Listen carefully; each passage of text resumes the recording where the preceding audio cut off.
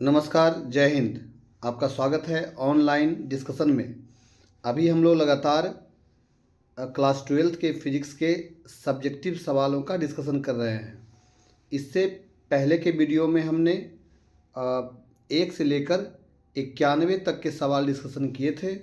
अब 91 के बाद आगे के सवालों को हम लोग गौर करेंगे।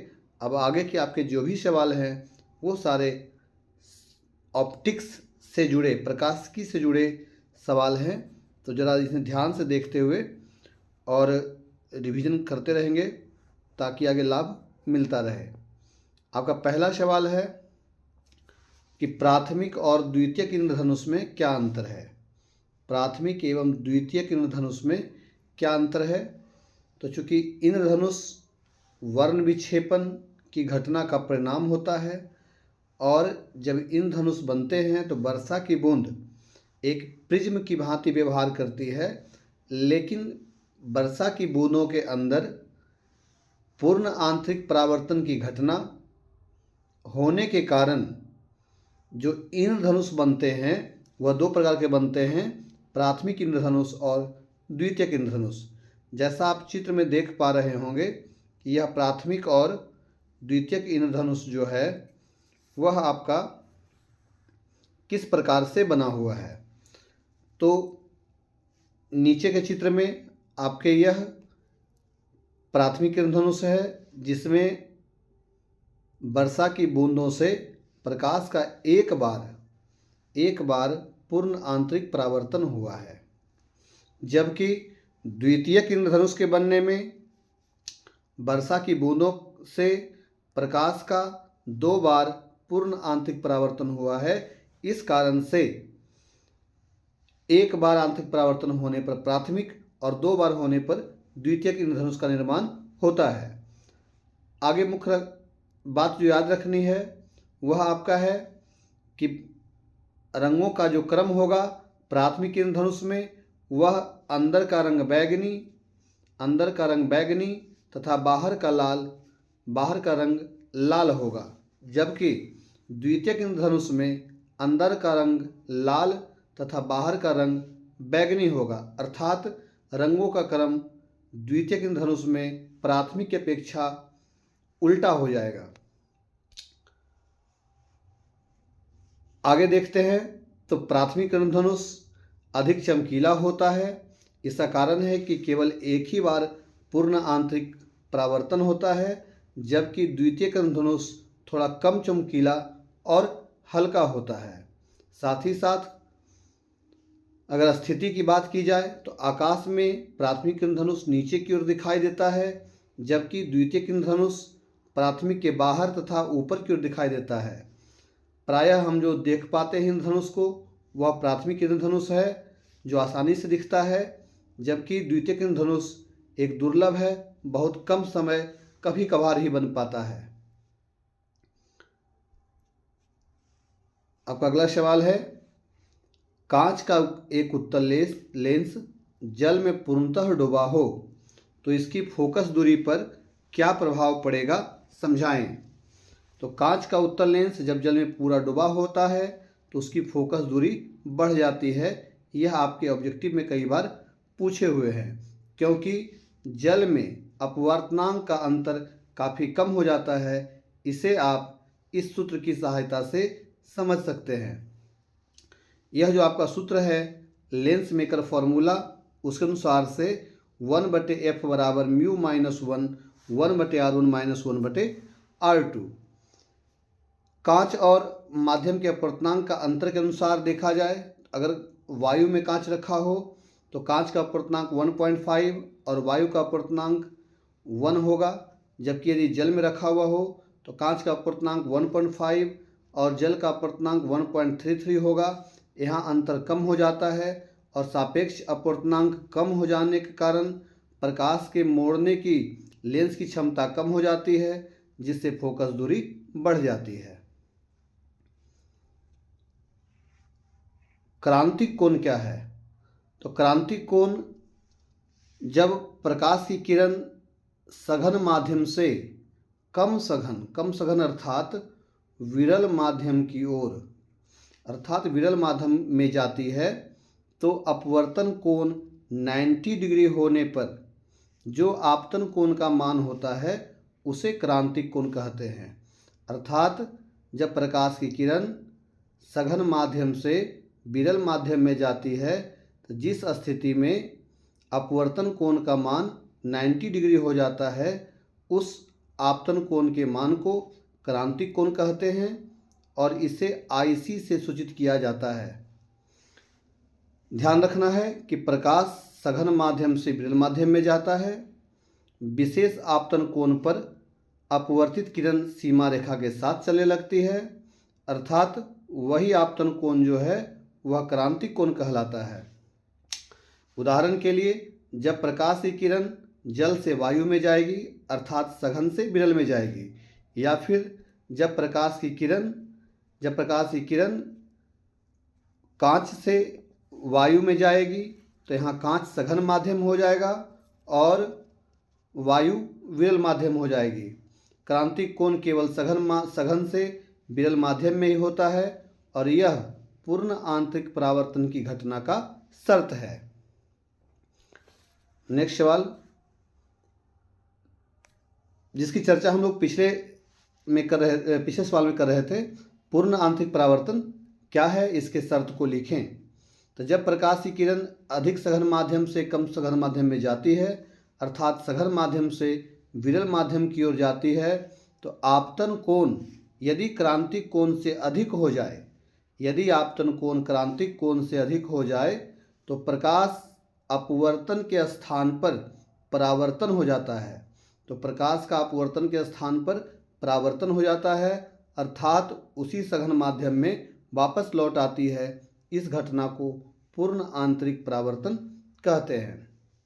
इसकी शर्त, तो पहला शर्त है प्रकाश का किरण जो है वह सघन माध्यम से विरल माध्यम की ओर जाना चाहिए। प्रकाश की किरण सघन माध्यम से विरल माध्यम की ओर जाना चाहिए। और दूसरा, आपतन कोण का मान क्रांतिक कोण से बड़ा होना चाहिए अर्थात I greater than IC, I का मान IC से बड़ा होना चाहिए। इस घटना के कुछ उपयोग हैं आपके ऑप्टिकल फाइबर में, प्रकाशिक तंतु में। इस घटना पूर्ण आंतरिक परावर्तन की घटना का उपयोग किया जाता है। हीरे की अत्यधिक चमक का कारण भी पूर्ण आंतरिक परावर्तन भी है। साथ ही साथ मृग तृष्णा या इसी को बोलते हैं हम लोग मरीचिका, मृग तृष्णा या मरीचिका की जो घटना है उसका भी कारण पूर्ण आंतरिक परावर्तन ही है। नेक्स्ट, मरीचिका क्या है? तो मरीचिका शब्द एक भ्रम से जुड़ा हुआ है जिसमें ऐसा दृष्टिगोचर होता है, प्रतीत होता है कि किसी स्थान पर पानी की काफ़ी मात्रा है और वह स्थान पानी जैसा चमकता हुआ दिखाई पड़ता है, लेकिन वास्तव में होता नहीं है। मरीचिका एक प्राकृतिक प्रकाशिकीय घटना है जिसमें दूर की वस्तुओं या आकाश का प्रतिबिंब भूमि पर जल के समान दिखाई देता है जबकि वास्तव में वहाँ पानी नहीं होता है। यह घटना एक छल या भ्रम की स्थिति होती है। इसका कारण यह है कि गर्मी के दिनों में भूमि के पास की वायु अधिक गर्म एवं विरल होती है जबकि इसके ऊपर की वायु ठंडी एवं सघन होती है। प्रकाश की किरणें जब इन विभिन्न घनत्व वाली वायु के परतों से गुजरती है तो गुजरते समय लगातार अपवर्तन होता है और इसी अपवर्तन के दौरान यदि वह पूर्ण आंतरिक परावर्तन के शर्तों का पालन कर ले तो पूर्ण आंतरिक परावर्तन की घटना होती है और वहाँ हमें चमकदार पानी जैसा दिखाई पड़ता है। यह घटना उन गर्म स्थानों पर होती है जहाँ सतह काफ़ी गर्म हो जाए, जैसे रेगिस्तान में गर्म सड़कें आप रोड पर देखते हैं गर्मी के दिनों में कि दूर में पानी गिरा हुआ है, लगेगा ऐसे जैसे पानी है या तालाब जैसा दिखाई पड़ेगा, छोटा तालाब जैसा। और जब आप उसके पास पहुँचेंगे तो वहाँ पानी नहीं होगी। तपती हुई खुली भूमि में यह घटना दिखाई पड़ती है। इसी घटना के कारण रेगिस्तान में जो मृग है, हिरन है, उन्हें ऐसा लगता है कि जैसे दूर में कहीं पानी है, लेकिन वहाँ पहुँचने के बाद वह पानी नहीं होता है और दौड़ते दौड़ते पानी की तलाश में, इस भ्रम में उसकी जान चली जाती है या अन्य जीवों की जान चली जाती है। अगला सवाल, वर्ण विक्षेपण क्या है? वर्ण विक्षेपण प्रकाश, श्वेत प्रकाश का अपने विभिन्न अवयवी वर्णों में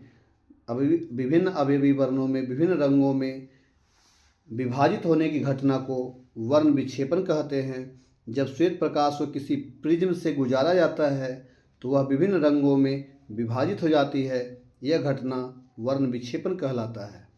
वर्ण पट्टी का निर्माण, तो चूंकि श्वेत प्रकाश के सभी रंगों का तरंगदैर्घ्य अलग अलग है, अलग अलग तरंगदैर्घ्य होने के कारण प्रिज्म का अपवर्तनांक भी प्रत्येक रंग के लिए अलग होता है और अलग अलग होने के कारण हर रंग का विचलन भी अलग अलग होता है। मतलब अलग अलग रंग विभिन्न कोणों से मुड़ते हैं। बैंगनी रंग का विचलन सबसे अधिक होता है और लाल रंग का विचलन सबसे कम होता है, जिसके परिणाम स्वरूप पर्दे पर 7 रंगों की एक क्रमबद्ध पट्टी बनती है, जिसे वर्णपट या स्पेक्ट्रम कहते हैं। इसके क्रम जो आपको याद ही होंगे, यह क्रम बैजानी, हपी, नाला, बैगनी, जामुनी, नीला, हरा, पीला, नारंगी और लाल। सबसे कम तरंगदैर्घ्य बैगनी का, सबसे अधिक तरंगदैर्घ्य लाल का, सबसे अधिक विचलन बैगनी का, जबकि सबसे कम विचलन लाल रंग का होता है। आपका अगला सवाल है, हरे प्रकाश में लाल गुलाब कैसा दिखेगा और क्यों? तो हरे प्रकाश में लाल गुलाब काला दिखाई पड़ता है। इसका कारण है कि लाल गुलाब केवल लाल रंग के प्रकाश को परावर्तित करता है, वह हरे प्रकाश को अवशोषित कर लेता है और जब उस पर केवल हरा प्रकाश डाला जाता है तो परावर्तित होने के लिए लाल प्रकाश उपलब्ध नहीं होता है। इसलिए हमारी आँख तक लगभग कोई प्रकाश नहीं पहुंच पाता है। चूँकि हमारे आँख तक उस गुलाब से कोई प्रकाश नहीं पहुंच रहा है, इसीलिए हरे प्रकाश में लाल गुलाब काला दिखाई पड़ता है। अगला सवाल है, दर्शन कोण क्या है? दर्शन कोण किसी वस्तु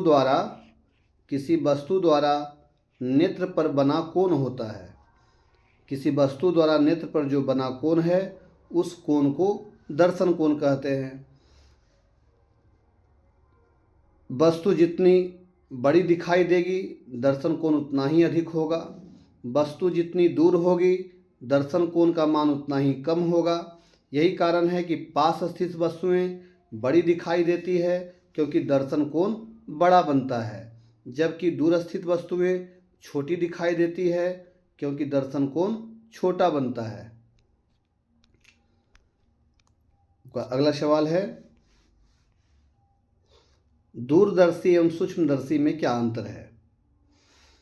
दूरदर्शी एवं सूक्ष्मदर्शी दोनों ही प्रकाशिक यंत्र हैं, लेकिन दोनों के अलग अलग उपयोग किए जाते हैं। तो दूरदर्शी एवं सूक्ष्मदर्शी, दूरदर्शी का उपयोग दूर की वस्तुओं को देखने में करते हैं, जबकि सूक्ष्मदर्शी का उपयोग बहुत छोटी, अत्यंत छोटी वस्तुओं को देखने के लिए किया जाता है।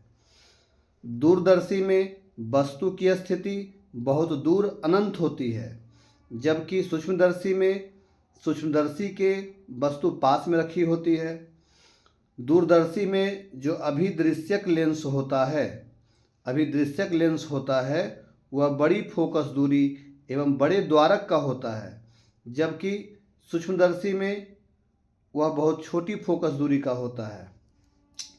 नेत्रिका लेंस या अभिनेत्र लेंस दूरदर्शी में छोटी फोकस दूरी का होगा, जबकि सूक्ष्मदर्शी में अपेक्षाकृत अधिक फोकस दूरी का होगा। आवर्धन कम से मध्यम की ओर होता है, जबकि सूक्ष्मदर्शी में बहुत सूक्ष्म वस्तुओं का बड़ा प्रतिबिंब देखना होता है, इसलिए इसका आवर्धन बहुत अधिक होता है। प्रतिबिंब, दूरदर्शी की प्रतिबिंब भी उल्टी होती है और सूक्ष्मदर्शी के प्रतिबिंब भी वस्तु अपेक्षा उल्टा होता है। खगोलीय दूरदर्शी दूरदर्शी का उदाहरण है, जबकि संयुक्त सूक्ष्मदर्शी सूक्ष्मदर्शी का उदाहरण है।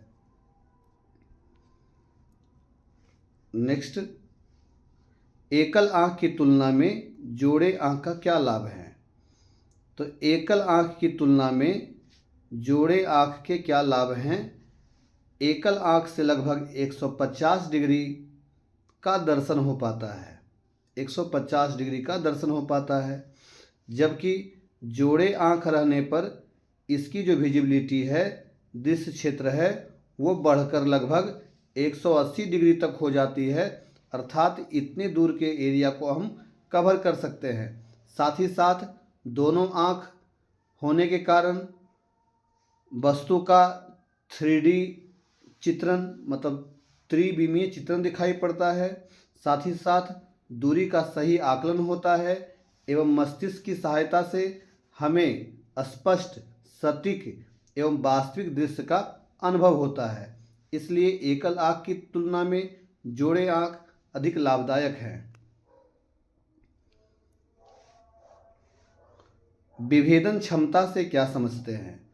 विभेदन क्षमता, विभेदन का अर्थ है अलग अलग करने या अलग अलग देखने की क्षमता। किसी प्रकाशिक यंत्र की वह क्षमता जिससे वह दो बहुत निकट स्थित बिंदुओं या वस्तुओं को अलग अलग स्पष्ट रूप में दिखा सके, उसकी विभेदन क्षमता कहलाती है। जिस यंत्र की विभेदन क्षमता जितनी अधिक होगी, वह यंत्र उतना ही स्पष्ट चित्र दिखाएगा। यह उसके द्वारक और प्रकाश के तरंगदैर्ध्य पर निर्भर करती है। एक अच्छा सूक्ष्मदर्शी की विभेदन क्षमता अधिक होती है और एक कमजोर दूरदर्शी की विभेदन क्षमता कम होती है।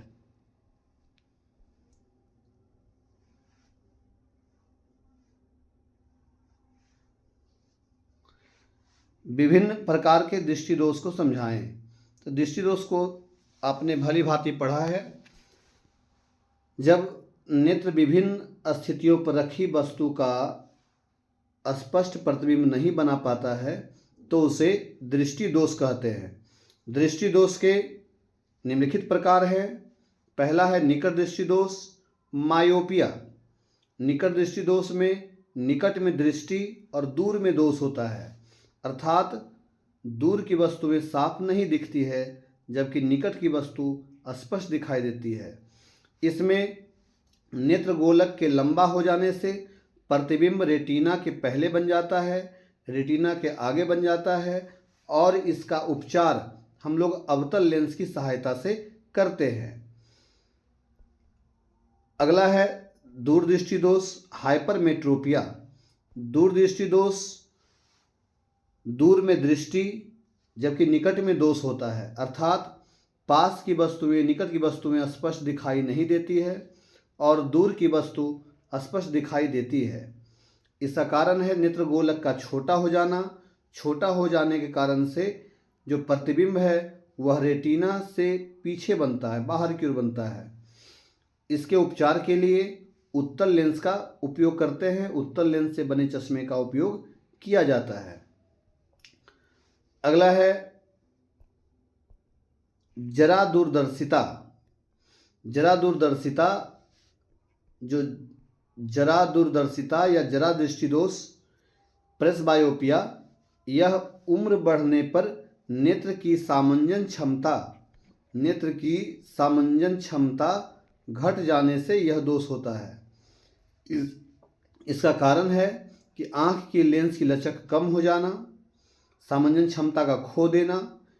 इससे पीड़ित व्यक्ति को निकट एवं दूर पीड़ित व्यक्ति की निकट एवं दूर दोनों प्रकार के बिंदु प्रभावित होते हैं।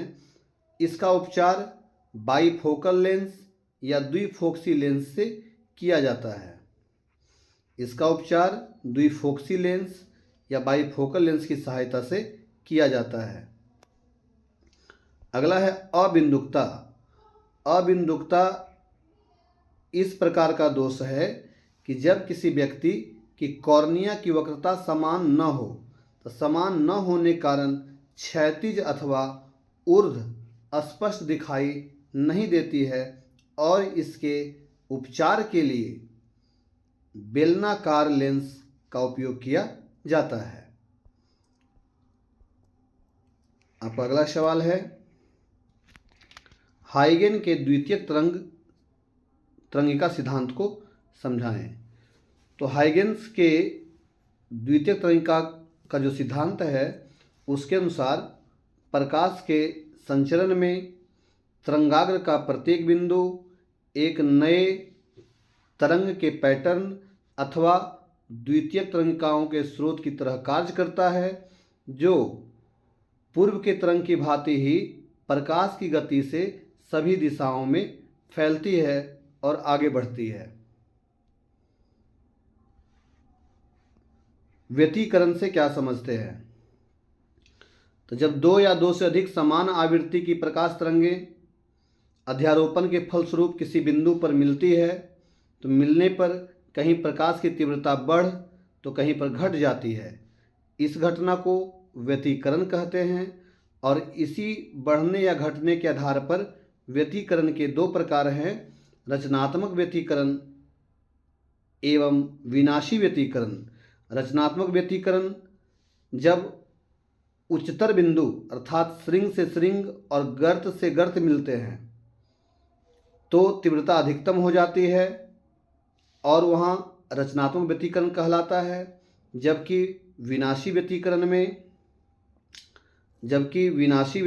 में जो तीव्रता है वह घट जाती है और तीव्रता घट जाने के कारण से शून्य या अंधेरा हो जाता है। इसके उदाहरण के लिए यंग के द्विच्छिद्र प्रयोग आपने पढ़ा होगा, जिसमें दीप्त एवं अदीप्त फ्रिंजों की पट्टी बनती है और यह व्यतिकरण का ही उदाहरण है। साबुन के बुलबुले रंगीन दिखाई पड़ते हैं, जल पर तेल की परत रंगीन दिखाई पड़ती है। यह जो रंगीन दिखाई पड़ता है इसका मुख्य कारण प्रकाश का व्यतिकरण ही है। प्रकाश का विवर्तन क्या है? तो विवर्तन एक घटना जिसमें जब प्रकाश बहुत ही संकीर्ण छिद्र अथवा अवरोध के किनारों से गुजरता है तो वह सीधी रेखा से हटकर थोड़े से किनारे की ओर मुड़ जाता है। तो इस किनारों की ओर मुड़ने की घटना को प्रकाश का विवर्तन कहते हैं। इसके भी दो प्रकार पढ़े होंगे, फ्रेस्नेल विवर्तन और फ्रॉनहोफर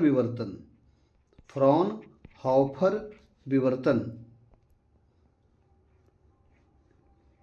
प्रकाश के ध्रुवन से क्या समझते हैं? तो प्रकाश की ध्रुवन वह घटना है जिसमें प्रकाश तरंगों के विद्युत सदिश के कंपन जो प्रायः सभी दिशाओं में लंबवत दिशाओं में होते हैं उन्हें एक निश्चित तल में सीमित कर दिया जाता है।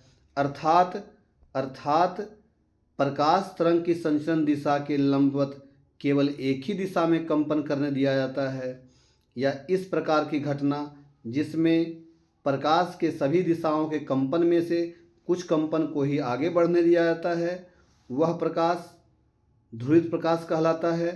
सीधी तौर पर हम कह सकते हैं अध्रुवित प्रकाश को ध्रुवित प्रकाश में कन्वर्ट करने की जो घटना है वह प्रकाश का ध्रुवन कहलाता है, जिसमें प्रकाश जब अध्रुवित होता है तो उसके कंपन सभी दिशाओं में होती है, लेकिन जब उसे ध्रुवित बनाया जाता है तो कुछ खास दिशा के कंपन को अवरुद्ध कर कुछ निश्चित दिशा के कंपन को ही आगे जाने दिया जाता है, जिससे हमें ध्रुवित प्रकाश प्राप्त होता है। और इसके लिए जिस यंत्र का उपयोग करते हैं उस यंत्र को पोलेरॉइड कहते हैं। इस पोलराइड का उपयोग धूप चश्मे में करते हैं। इस पोलराइड का उपयोग वाहनों के आगे के शीशे में करते हैं। इस पोलराइड का उपयोग LCD में करते हैं। अगला है ब्रूस्टर का नियम क्या है? तो ब्रूस्टर का नियम यह बताता है कि जब अध्रुवित प्रकाश किसी पारदर्शी माध्यम की सतह पर एक खास कोण आईपी पर आपतित होता है तो परावर्तित प्रकाश पूरी तरह से समतल ध्रुवित हो जाता है।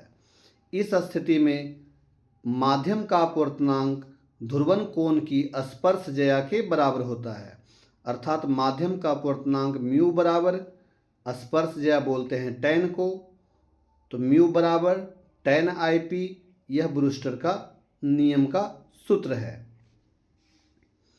जब प्रकाश किसी सतह पर ध्रुवन कोण पर आपतित होता है तो याद रखने वाली बात है, परावर्तित किरण और अपवर्तित किरण के बीच जो कोण बनता है वह कोण 90 डिग्री होता है। तो इस प्रकार आगे के सवाल हैं, समपोषी एवं विनाशी व्यतिकरण से क्या समझते हैं। तो अभी हमने चर्चा किया था कि समपोषी व्यतिकरण जिसमें अध्यारोपण के फलस्वरूप प्रकाश अधिक चमकीला दिखाई पड़ता है, जबकि विनाशी व्यतिकरण में प्रकाश की तीव्रता कम हो जाती है। इसे इस टेबल की मदद से इस प्रकार से समझ सकते हैं कि समपोषी व्यतिकरण में तीव्रता अधिकतम होगी, विनाशी व्यतिकरण में तीव्रता न्यूनतम होगी। समपोषी व्यतिकरण में समान कलामें मिलेंगे, अर्थात श्रृंग पर श्रृंग और गर्त पर गर्त, जबकि विनाशी व्यतिकरण में विपरीत कलामें मिलते हैं, श्रृंग पर गर्त अथवा गर्त पर श्रृंग। कलांतर समगुणज के रूप में और यहाँ कलांतर विषम गुणज के रूप में होता है।